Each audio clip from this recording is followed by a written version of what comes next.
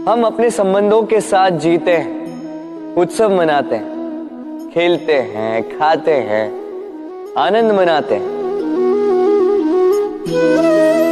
किंतु जब कोई प्रिय हमसे दूर चला जाता है, इस संसार से चला जाता है, तब हम दुर्बल हो जाते हैं, सदा दुखी रहते हैं। क्या ये होना चाहिए? इस प्रकृति को देखिए, वृक्ष पत्तों के झड़ने से शोक नहीं मनाता, वो नए पत्तों के आने का स्वागत करता है। कल आप भी किसी के स्थान पे आए थे और कल आपके स्थान पे भी कोई और अवश्य आए, क्योंकि ये परिवर्तन है, ये इस प्रकृति का नियम है। इसमें शोक कैसे? जो छूटा उसका शोक मनाने के स्थान पर जो मिलेगा या जो आपके पास है उसका आनंद उठाइए। राधे राधे। अत्यंत कठोर स्वामी। आपने कई लोगों को यह कहते हुए सुना होगा, मेरे पास इतना समय नहीं है, इस कार्य में जो है अत्याधिक समय लग जाएगा, इसके विषय में सोचने के लिए मुझे समय ही चाहिए।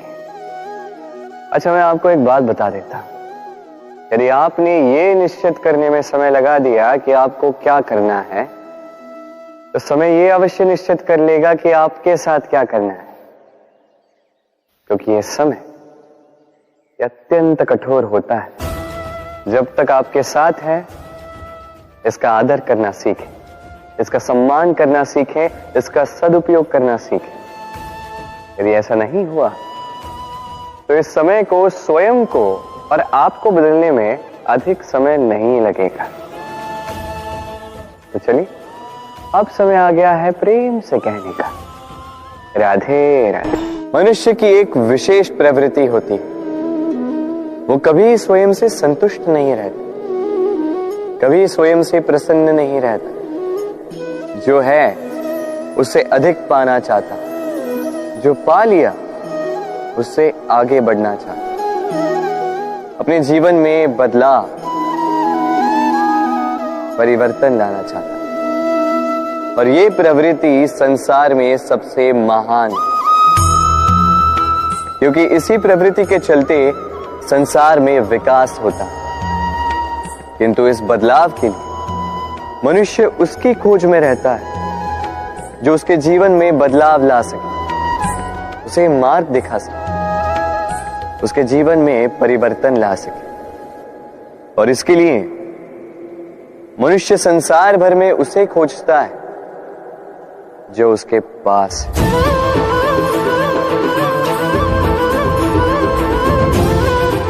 बताइए कौन?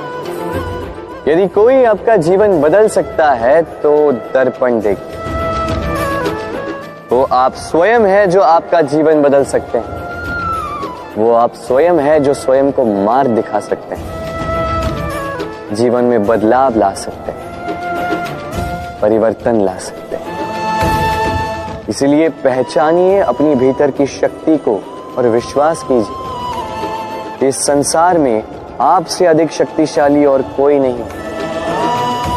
जीवन बदल जाएगा और अंधविश्वास का नहीं, आत्मविश्वास का हाथ थामिए, आपकी समस्याएं स्वतः दूर हो जाएंगी। मन बड़ी ही विचित्र कृति है। ये मन शरीर के किस अंग में बसता है कोई नहीं जानता, किंतु संपूर्ण शरीर इस मन की इच्छा साकार करने के लिए प्रयास करता रहता है। अब यदि मन कुछ खाने का करे तो व्यक्ति उसकी वनो उपवनों की इच्छा साकार करने का माध्यम ढूंढता रहता है।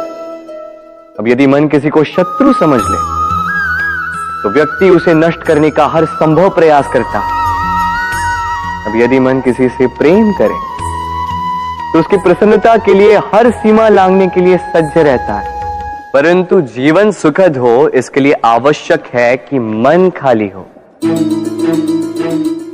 इस बांसुरी की भांति भीतर कुछ भी नहीं, न राग है न द्वेष, तब भी तार छेड़ने पर स्वर निकलता है। इसी प्रकार मन को भी भावनाओं से मुक्त रखना आवश्यक है। स्मरण रखिए,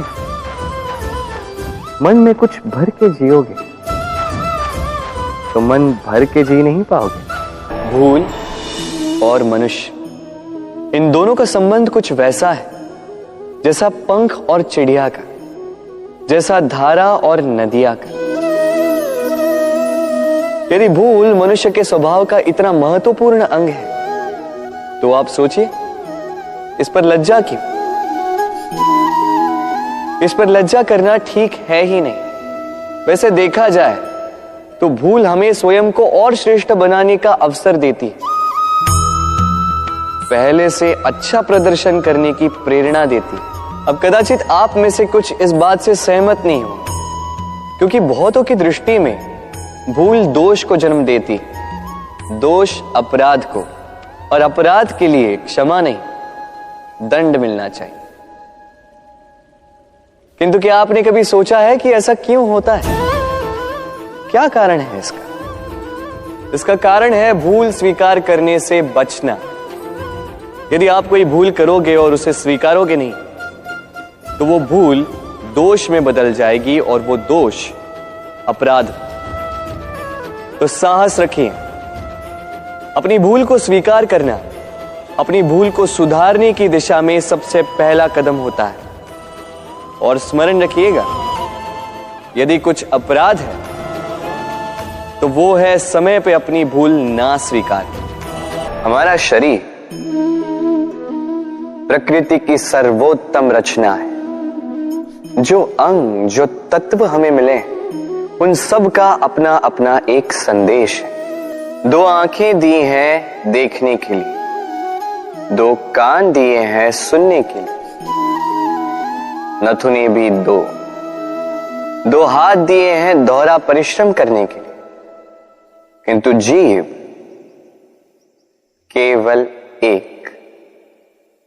उस पर भी नुकीले बलिष्ठ दांत दिए हैं उनकी रक्षा के लिए। कभी सोचा है क्यों?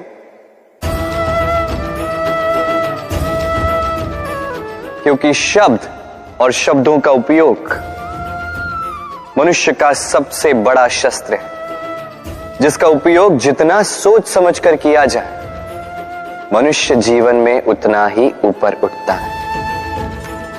तो समझे ना, देखो सुनो समझो अधिक, बोलो कम। मनुष्य का स्वभाव है कमाना, संग्रह करना, फिर चाहे वो धन हो, नाते हो, संबंध हो या हो प्रसन्नता। परंतु क्या आपने कभी सोचा है, नियति ने यह संग्रह करने की प्रकृति मनुष्य में क्यों डाली?